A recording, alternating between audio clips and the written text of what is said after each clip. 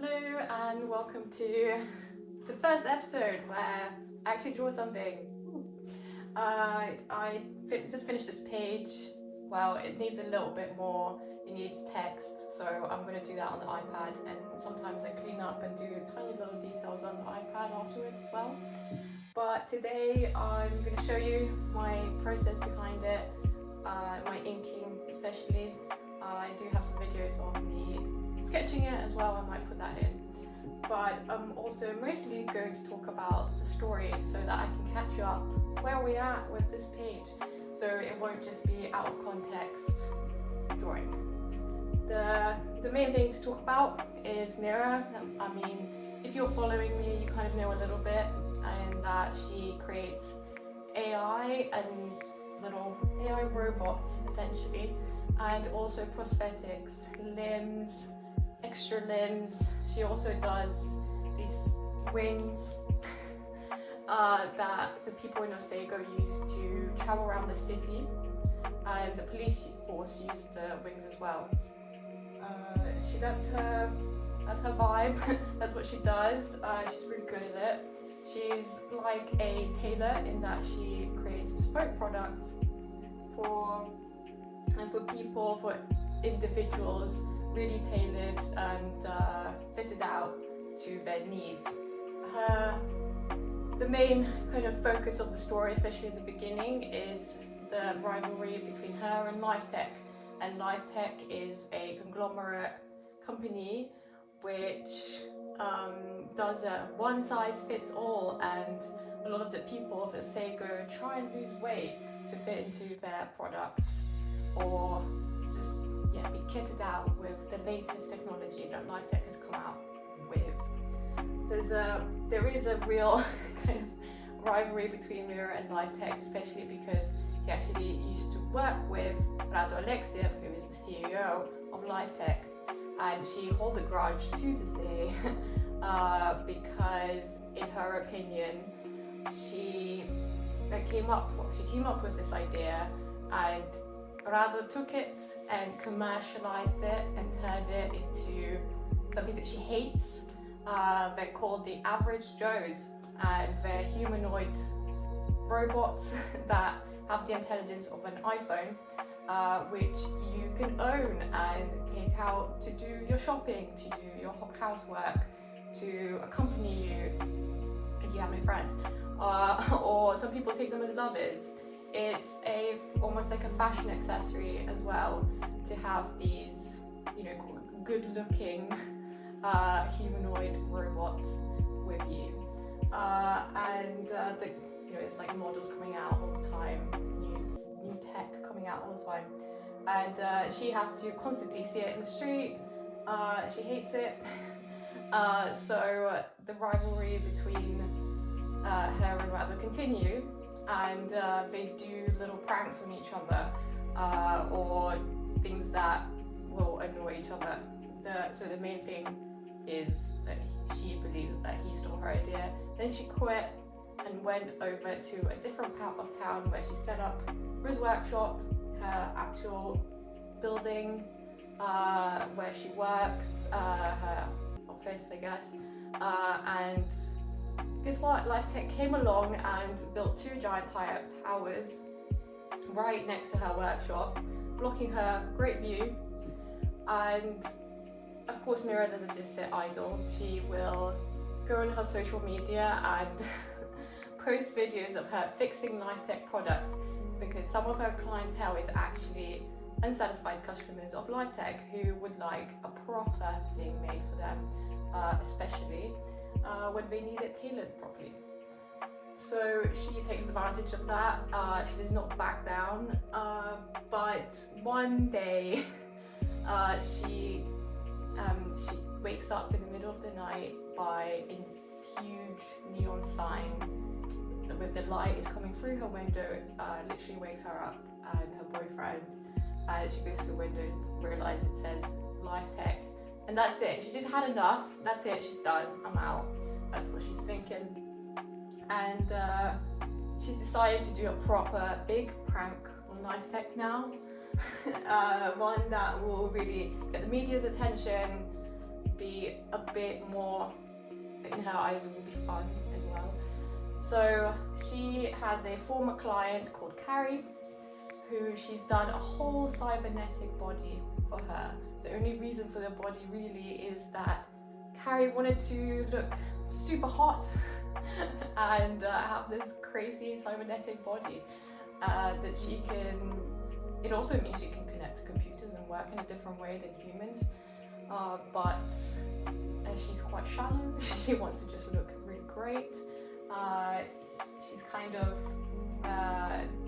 the anti-Mira. They don't really get on. And when Carrie one day comes into the workshop and tells Mira, I've got a problem with my car, could you fix it? But then mentions, by the way, I'm actually working at LifeTech, I know you're going to be upset. Mira does not love that and is not too keen to fix a car, but says, okay, I'll book you in for an appointment, I'll try and I'll get you in. But then when she decides to do this big prank on LifeTech, she decides, actually it's quite a good thing Carrie works there, because I could use her cybernetic body to hack into LifeTech's system and hack into the average Joes and do a big flash mob where we're all dancing in the street, and I can be puppeteer them any way that I like.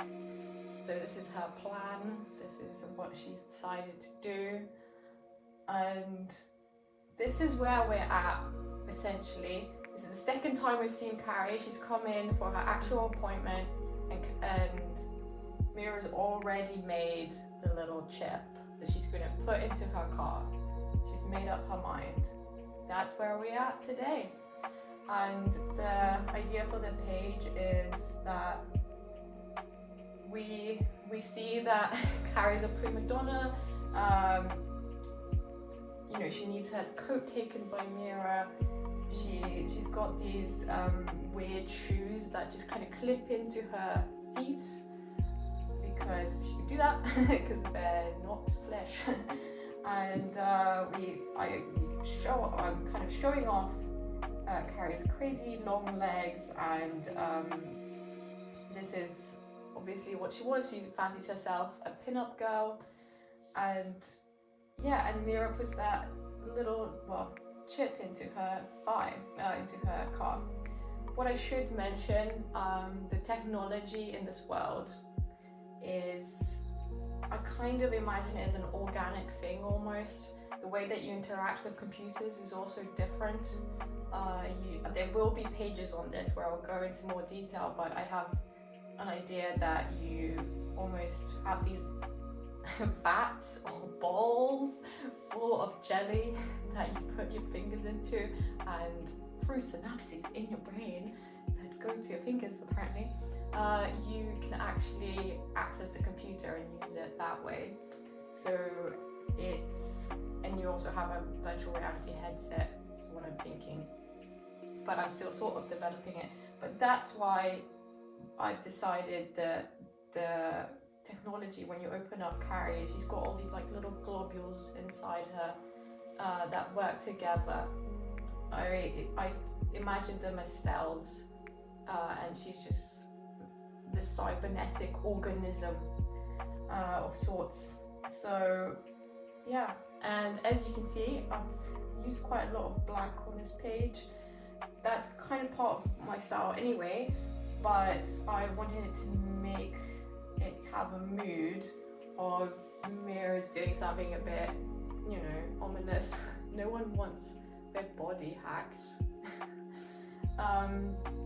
So yeah, obviously she hasn't told Harry what she's doing exactly. I mean, yeah, she's gonna fix her calf, but yeah, she's doing something a bit dodgy. So I wanted, especially the panel with Mira at the end, to be all black in the background. And also the one where she's taking off her coat, that's also the corner is black, and then kind of where Mira is, it's black. So I'm kind of setting that tone. That was my idea.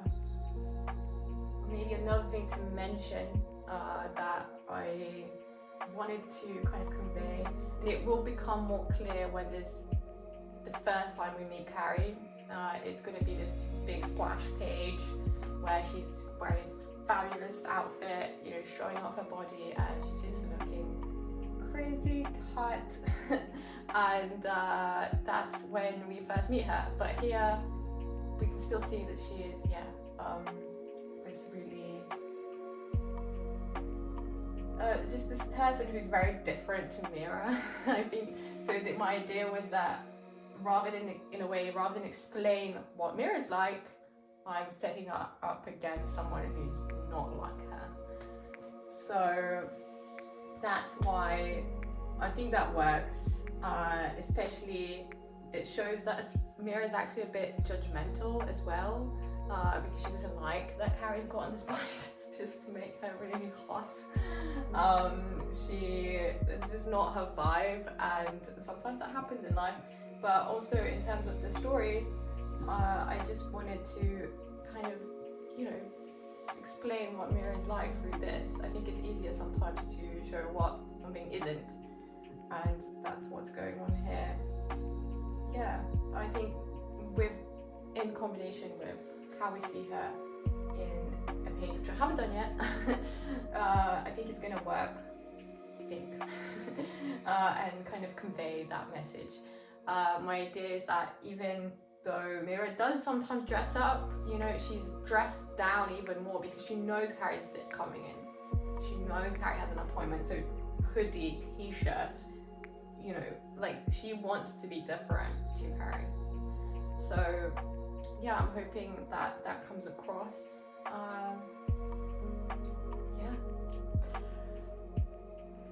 Maybe I should talk about why there's plants in the background.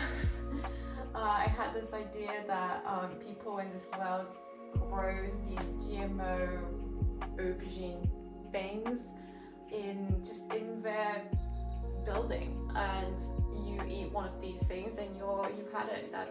You're done for the day. You've had enough nutrition. Maybe that's how I wish food worked.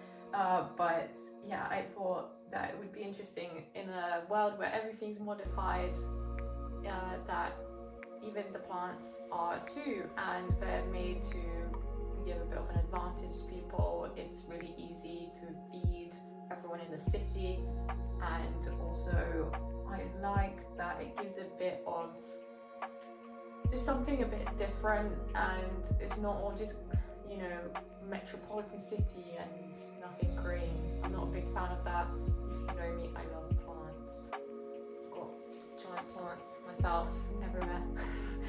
So yeah.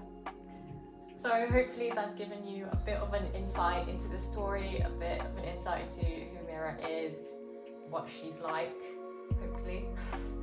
And I just wanted to say it's a little bit tricky with the story because I've decided this is more or less how much I'm going to give of it.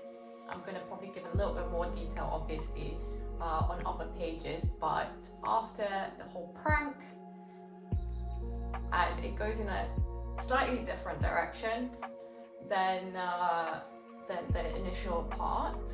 It's obviously that's life takes still part of it, but it does change direction a little bit, and I don't want to share everything because it will be like spoilers if this ever comes out as a real book. So probably I'll do a Patreon or something of that sort where there's spoiler videos, so for anyone who really is interested, and other content obviously.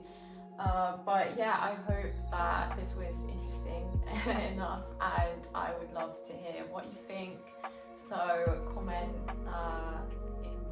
any feedback on the video, on the page, that would be great. And if you want to support me, like and subscribe. And yeah, I don't know how to edit these videos really, so I'm just gonna let it trail off